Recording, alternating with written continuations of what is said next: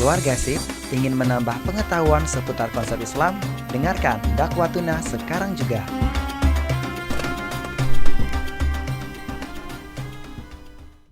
Assalamualaikum warahmatullahi wabarakatuh. Waalaikumsalam.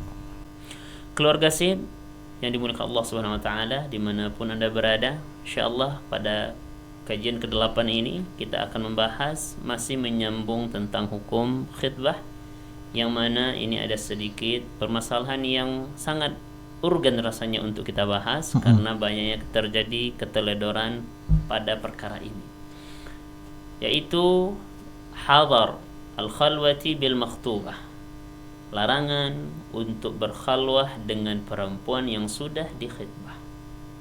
Nah, ini sering terjadi keteledoran atau sering dianggap tidak masalah, atau mungkin karena sudah akan menikah dan sudah ada janji, tak masalah rasanya untuk dibiarkan mereka berdua, sedangkan dalam syariat Islam hal ini belum dibolehkan. Maka dijelaskan fayuhramul khalwatu bil makhtubah. Maka khalwah dengan mahtubah Allah SWT tetap yuharrimu, tetap mengharamkannya. Tidak boleh untuk berduaan antara laki-laki yang sudah mengkhitbah perempuan dengan perempuan khitbahannya. Li'annaha muharramatun 'alal khatib, karena wanita yang masih dalam proses khitbah atau yang telah dikhitbah itu hukumnya masih wanita ajnabiyah atau orang yang diharamkan untuk berduaan dengannya, bukan mahram, karena dia masih dalam proses menuju jenjang pernikahan, masih dalam proses khitbah. Maka tidak boleh bagi lelaki yang telah mengkhitbah seorang perempuan mencari jalan untuk berdua. Sampai kapan? Hatta ya'qidu 'alaiha. Sampai kapan wanita ini diharamkan atau bukan mahramnya? Kapan dia menjadi mahramnya, boleh berduaan, boleh berkhalwah? Sampai akad nikah dibacakan, sampai akad nikah diadakan. Dengan akad tersebut barulah wanita ajnabiyah atau yang bukan mahramnya menjadi mahram bagi seorang laki-laki. Fabaqiyat 'alal tahrim. Karena itu tidak ada keterangan satupun dari syariat Islam baik dalam Al-Quran maupun hadis yang menerangkan boleh khalwah antara laki-laki yang mengkhitbah dengan wanita yang telah dikhitbah. Maka hukum wanita bagi laki-laki yang mengkhitbah masih sebagaimana biasanya, bukan mahramnya, haram untuk berduaan atau haram untuk berkhalwah.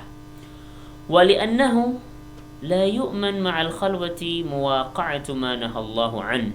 Hal ini karena tidak dijamin, tidak ada jaminan dalam khalwah terhindarnya antara laki-laki dengan wanita dari perkara-perkara yang Allah larang, dari perkara-perkara yang diharamkan.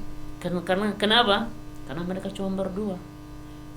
Jadi seandainya ada kebutuhan harus berinteraksi, dijelaskan fa idza wujida mahram jazatil khalwah.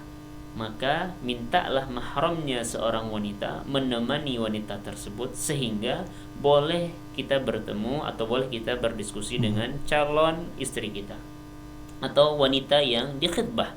Ada mahramnya si wanita, baik itu mungkin orang tuanya ataupun adik atau kakaknya. Yang jelas jangan sampai lelaki dengan wanita yang dikhitbah saja berduaan.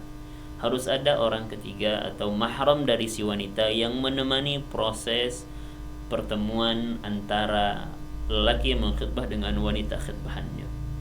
Hal ini ketika ada mahram, apa fungsinya?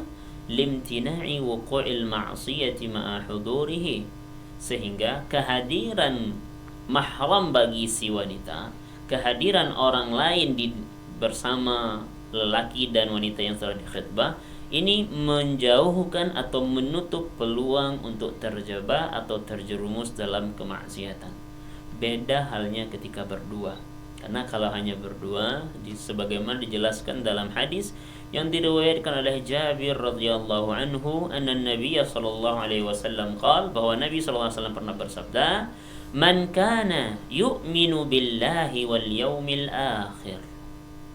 Siapapun yang benar-benar beriman kepada Allah dan hari akhir, fala yakhluwanna bimra'atin laisa ma'aha dhu mahramin minha.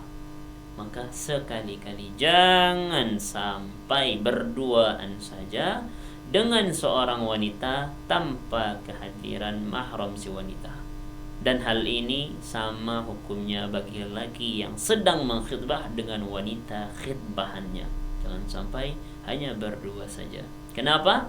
Karena berduaan dengan wanita yang bukan mahram dijelaskan dalam hadis, sambungan hadis ini, fa inna thalithahuma syaitanu. Fa inna thalithahuma syaitan, karena ada syaitan yang ketiga yang akan membuat baik itu laki-laki maupun wanita yang telah dikhitbah terjebak dalam kemaksiatan, tergelincir dalam kesalahan. Hadis yang diriwayatkan oleh Imam Ahmad.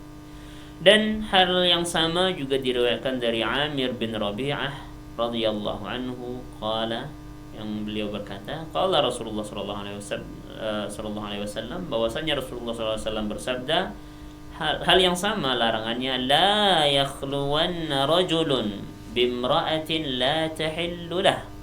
Jangan sekali-kali seorang laki-laki berduaan dengan wanita yang bukan mahramnya, termasuk ke dalamnya wanita yang sedang atau telah menerima khitbahan kita.